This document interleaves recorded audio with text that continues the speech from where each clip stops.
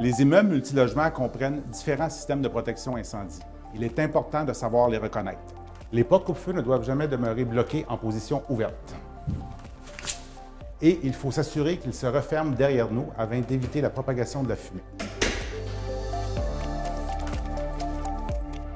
Les corridors et les cages d'escalier doivent demeurer libres d'obstacles et de matières combustibles.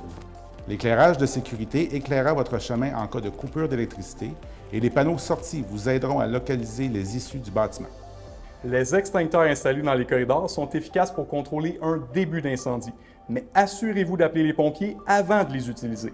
Dans plusieurs bâtiments, on retrouvera un réseau d'alarme incendie. Sa sonnerie vous indiquera qu'il faut quitter le bâtiment par l'issue la plus près. Si vous constatez un début d'incendie et que l'alarme du bâtiment ne sonne pas déjà, vous devez évacuer et déclencher une station manuelle qui sont situées près des issues du bâtiment. Si le bâtiment ne comporte pas de station manuelle, on cogne aux portes des voisins, on fait du bruit, on s'assure de les réveiller sans mettre sa sécurité en danger. Dans tous les cas, on doit appeler les pompiers au 911 d'un endroit sécuritaire par la suite. Un avertisseur de fumée fonctionnel doit être présent dans tout logement.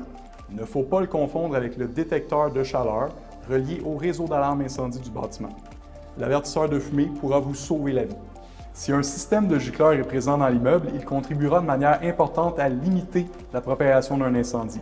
Il est important d'éviter d'accrocher une tête de gicleur ou s'en servir comme support au risque de causer un important dégât d'eau. Si une erreur à la cuisine entraîne de la fumée dans votre logement, il est important d'éviter de la propager vers le corridor au risque de déclencher une fausse alarme incendie. Vous partagez un même bâtiment, soyez prudent. Le premier responsable, c'est vous.